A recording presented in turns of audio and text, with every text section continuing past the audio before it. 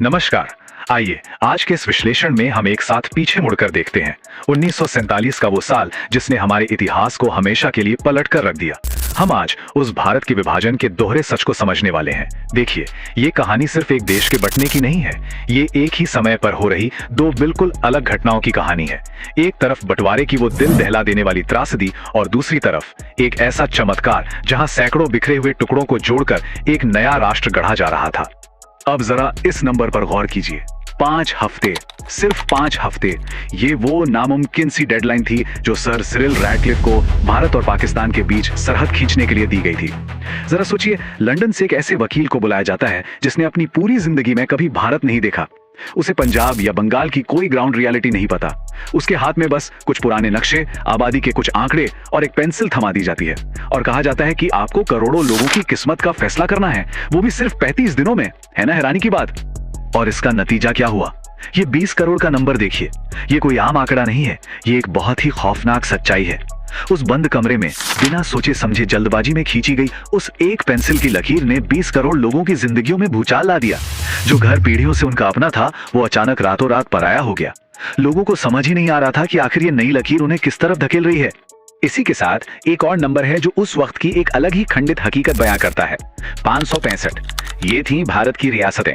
British राज के खत्म होते ही तकनीकी रूप से ये सभी 565 रियासतें स्वतंत्र हो रही थीं। अब अगर इन अलग अलग टुकड़ों को एक साथ नहीं जोड़ा जाता ना, तो आज का भारत कैसा दिखता पता है? बिल्कुल स्विस चीज की तरह, जिसमें 500 से भी ज्यादा छेद होते। इस ज्योग्राफिकल नाइटमेयर को टालना उस वक्त की शायद सबसे बड़ी चुनौती थी।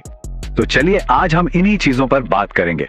शुरुआत करेंगे उस नामुमकिन सी लकीर को खींचने से, फिर बात करेंगे उसकी भारी मानवीय कीमत की, कलकत्ता में हुए उस चमत्कार की, उन 565 रियासतों को एक साथ लाने की, और आखिर में कश्मीर के उस अहम युद्ध की। ये टूटकर बिखरने और फिर से एक साथ जुड़ने की बेहद दिलचस्प दास्तान है। पहला हिस्सा, असंभव रेखा खींचना और वो 5 हफ्ते की डेडलाइन। इस सेक्शन में सबसे दिलचस्प बात यह है कि अंग्रेजों को अचानक ये रियलाइज हो गया था कि भाई हम तो एक टिक टिक करते टाइम बम पर बैठे हैं। और ये पैनिक आपको इस स्टेटमेंट में साफ दिखेगा। भारत के आखिरी वायसरॉय लॉर्ड माउंटबेटन ने खुद ये महसूस किया था कि हम एक ऐसे ज्वालामुखी के ऊपर बैठे हैं जिसके फटने की गड़गड़ाहट साफ सुनाई दे रही है। और इसी घबराहट में ब्रिटिश साम्राज्य ने इतिहास का सबसे खतरनाक फैसला ले लिया कि बस जितनी जल्दी हो सके देश का बंटवारा करो और यहां से निकलो। लेकिन रुकिए, लकीरें खींचने से पहले ही एक बहुत ही अजीब सा विवाद खड़ा हो गया था, नाम को लेकर। मोहम्मद अली जिन्ना चाहते थे कि उनके नए मुल्क का नाम पाकिस्तान हो, ठीक है, लेकिन उन्हें इस बात से सख्त ऐतराज था कि दूसरे हिस्से का नाम इंडिया क्यों रहे।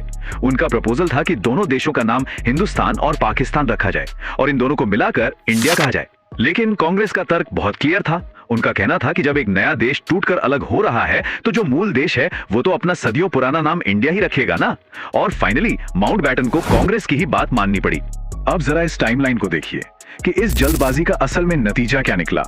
जुलाई में रैडक्लिफ आते हैं और 13 अगस्त को अपनी रिपोर्ट माउंटबेटन को दे देते हैं। लेकिन माउंटबेटन उस रिपोर्ट को अपनी तिजोरी में लॉक कर देते हैं।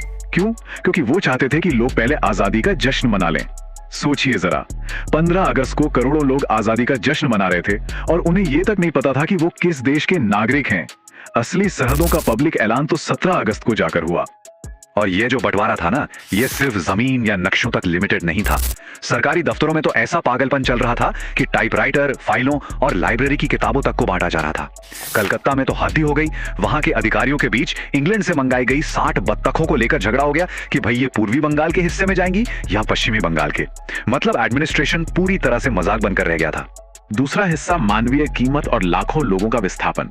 अब हमें दिल्ली और दफ्तरों की फाइलों से निकलकर जमीनी हकीकत की तरफ देखना होगा, जो सच में रोंगटे खड़े कर देने वाली थी। ये इंसानी इतिहास के सबसे बड़े माइग्रेशन का सच है। रैडक्लिफ की उस एक लाइन ने रातों रात 50 लाख सिखों और हिंदुओं को पाकिस्तानी पंजाब में और 50 लाख मुसलमानों को भारतीय पंजाब में बिल्कुल अजनबी बना दिया। पंजाब की सड़कों पर धूल उड़ रही थी और 50-50 मील लंबी विस्थापितों की लाइनें चल रही थी।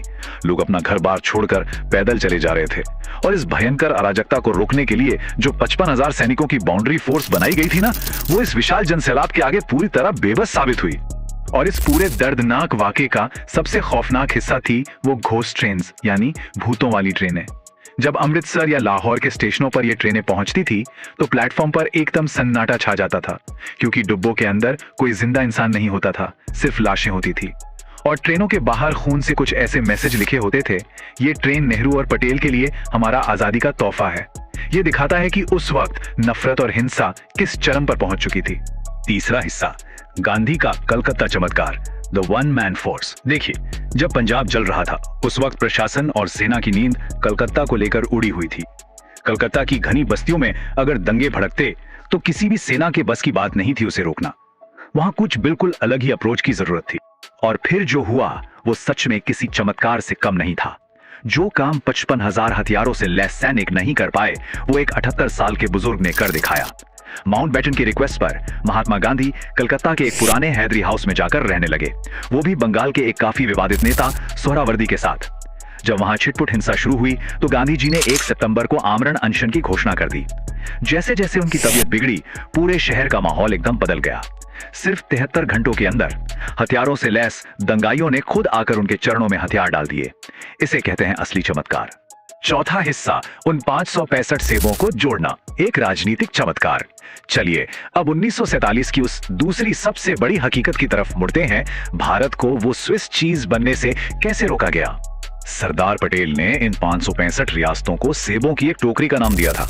उन्होंने माउंटबेटन को सीधा चैलेंज किया कि 15 अगस्त से पहले मुझे ये पूरी की पूरी सेबों की टोकरी भारत के लिए चाहिए। और ये कोई इत्तेफाक नहीं था कि नेहरू और पटेल ने माउंटबेटन को आजाद भारत का पहला गवर्नर जनरल बनने का ऑफर दिया।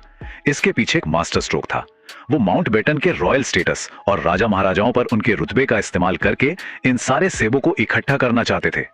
अब इस टेबल को जरा ध्यान से देखिए। जूनागढ़ और कश्मीर, ये दो ऐसे राज्य थे जिनका भारत में विलय सबसे ज्यादा मुश्किल रहा, और इसकी वजह थी एक बहुत बड़ी विडंबना।